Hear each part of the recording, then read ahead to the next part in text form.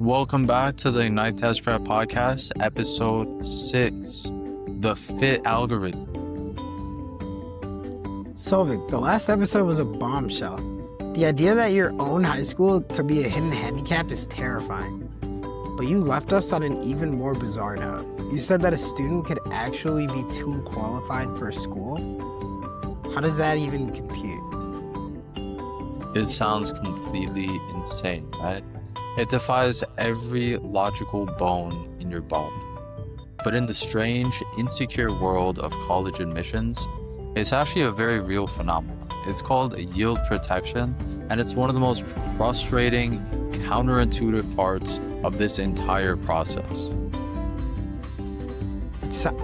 Yield protection. It sounds like something a farmer does. What are they even protecting, and what is yield? Yield is that single most important statistic for a college admissions office after their acceptance rate. It's a percentage of admitted students who actually choose to enroll. So if a college admits 1,000 students and only 500 of them actually enroll, their yield is 50%. This number is a massive indicator of a school's prestige and desirability. A higher yield means this school is a top choice in backup, and they will do almost everything to protect that number. So they're obsessed with their own popularity. It's like the entire university system has a deep insecurity as a teenager. That's actually the perfect analogy.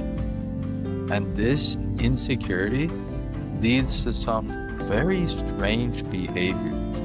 This is where we get the infamous Tufts syndrome. Oh, the Tufts syndrome. I've heard of this. It's named after Tufts University, right? What's the story? This legend goes all the way back to the 90s, when Tufts University noticed a trend. They were admitting incredibly high-achieving students who they knew were also applying to Harvard, Yale, and Princeton. And surprise, surprise, when those students got into Harvard, they didn't go to Tufts. This was hurting Tufts' yield grade and making them look like a safety school. So they started to do something radical. They started rejecting these superstar applicants. They rejected them because they were too good. They rejected them because they correctly predicted that the student wouldn't come. It's the ultimate "you can't fire me, I quit" move, but for colleges. They would rather reject a qualified student than have that student reject them. It's all about protecting their ego, which is wrapped up in their yield statistic. So how do they predict this? Is it just a gut feeling? Like, are they just like, this kid seems like he's got a Harvard type of vibe? Yeah, but it's a far more sophisticated than that. Today, they have what we call the fit algorithm. That's a data-driven system that assigns a secret score to your child's application, predicting the likelihood that they're actually going to enroll if they're admitted. And they use a ton of data points to do that. What kind of data points?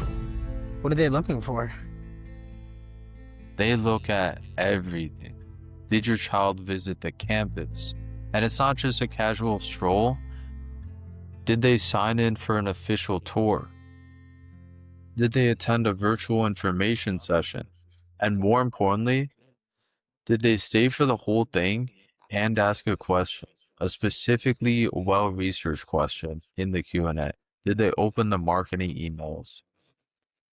And remember this, they have tracking pixels to actually track if they open the marketing emails. So they know.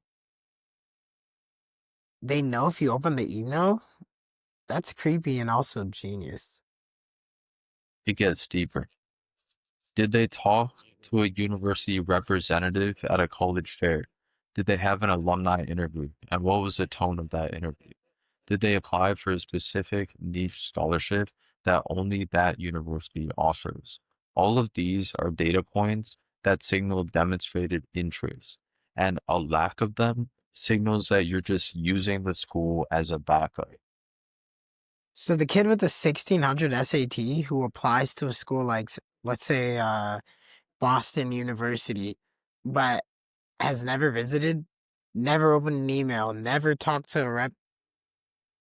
Are you telling me BU might look at that and say, this kid is just using us as a safety? He's going to get into MIT and he's not coming here. Let's reject him and admit the student with the 1480 who's visited twice and wrote a passionate YBU essay? You just perfectly describe yield protection in action. It happens every single day, and it's why the safety school has a dangerous myth. There's no such thing as a safety school for a high achieving student if you don't play the demonstrated interest game. So what's the strategy here? How do you show enough interest to avoid the yield protection trap, but not so much that you look desperate at the same time? It's a delicate dance. For your reach schools, the Harvards, the Stanfords, you don't need to demonstrate as much interest. They assume you'll come if you get in, but their yield is naturally high. It's for the target or match schools where this becomes absolutely critical. For these schools, you need a specific multi-touch point strategy. Multi-touch point. Lay it out for me. First, the campus visit is still the gold standard. If you can do it, and when you do it, you do the official tour, you attend the info session, and you try to meet a professor in your child's field of interest. Second, you engage with them digitally, open the emails, follow their specific department social media accounts, attend the virtual events.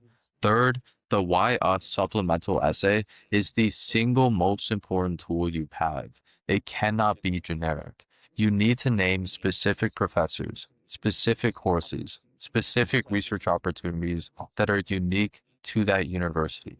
You need to prove that you've done your homework and that you have a compelling reason for wanting to attend that school, not just a school of its caliber. So you're basically writing a love letter, but a very specific, well-researched love letter. It's a love letter that also makes you look like a perfect match. It's not about flattery, it's about fit. You're also showing them that you understand their unique identity and that your unique spike is a perfect puzzle piece for their campus community. Wow, this is fascinating. It's like a secret courtship. So we've covered the myths about mediocrity and the well-rounded student, the hidden handicap of your high school, and now the bizarre insecurity of yield protection. What's the final piece of the foundational puzzle before we get into the application itself? The final piece is the nuclear option, the one that, if used correctly, can bypass many of these other rules. It's the ultimate trump card in the admissions game. Early decision. Ah, the binding commitment. It's a high stakes move. It's the highest stakes move. Next time, we're going to break down the staggering statistical advantage that early decision gives you. We're going to show you the data on how acceptance rates can be double or even triple the regular admission rate. But we'll also talk about the dark side, the immense financial risk, the pressure it puts on a 17-year-old, and how to know if it's the right move for your child. It's the biggest gamble in the admissions process, and we're going to give you the odds.